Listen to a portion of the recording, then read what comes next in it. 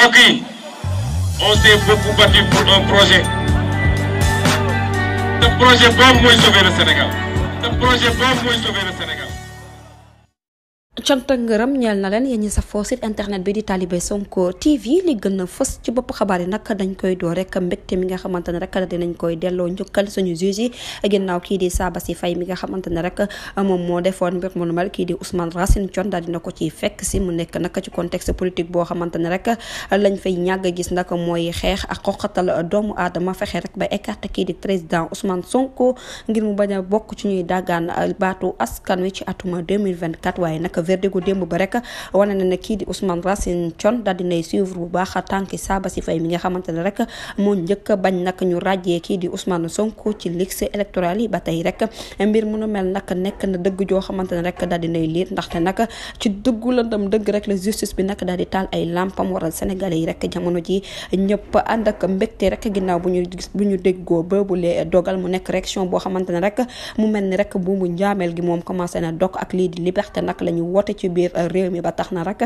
signe bi nga xamante ne rek askanu Sénégal daal dinañ koy yendoo de mu neex lool ci seen xol ginnaaw bu ñu déggee ne kii di Ousmane Sonko day bokk ci jongante présidentielle yu doon ma ci atum 2024 juge bii di Thion nag daal dinay topp li nga xamante ne moom mooy tànk Sabassy Faye mi ñu fàttali leen nag ñoom nag nekk nañ ay magistrat yoo xamante ne yu honorable la yu fidèle lañ ñoo xamante ne seen liggéey nag amul ci kumba am ndey amul ci kumba amul ndey war a rek décision bu nu mel nag dafa wane ne rek dëgg moom muy njëkk muy mujj waaye rek jamono ji boobu les dossiers rek day wane ne rek ki nga xamante ne nag moom mooy ndem si yàlla Kéba Mbaye daal dina yeewaat ndax lii di dëgg moom la yàgg xeexal wante nag lii di justice bu dëggu ci la yàgg xeexal lii di nga xamante ne rek moom mooy équitabilité ci wàllum yoon moom la yàgg xeexal mu mel ni rek jamono ji nag ba négari rek ndekete am nañu fi mel ni ay Kéba Mbaye jamono ji nag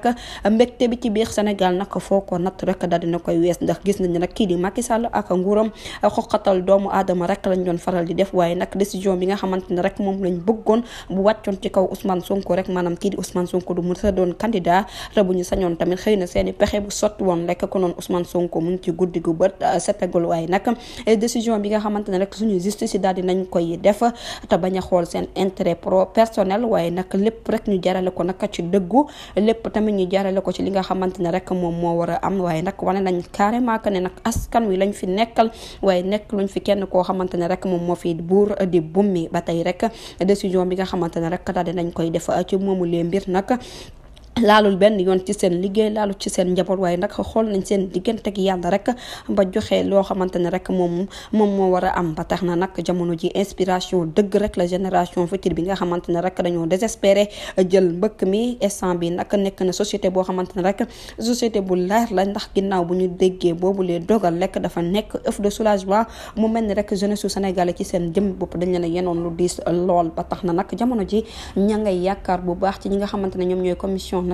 commission électorale nationale autonome du Sénat ak DGI direction générale des élections nag mu fexe rek ba jox kii di Ousmane Sonko nag lii di fichier parrainage am te xam ne nag askan wi dañ leen fee teg rek pour dénk leen waaye nag chef opposition bi nga xamante ne rek ñu ngi koy tuutal di ko néewloo doole jot na rek ñu daal di koy dëggal ba noppi rek fas yéene ko jox li nga xamante ne nag moom mooy ab fichier parrainage am ngir mu mën a bokk ci jongante présidentielle ñu dem sa atum 2024 comme ni ko jugé sàkko woon jërë ngeen jëf ci teewlu bi bu leen fàttee abonné bës cloche de notification ngir amaat yeneen info. mbokk yi on s'est beaucoup battu pour un projet. Ce projet boobu mooy sauver le Sénégal.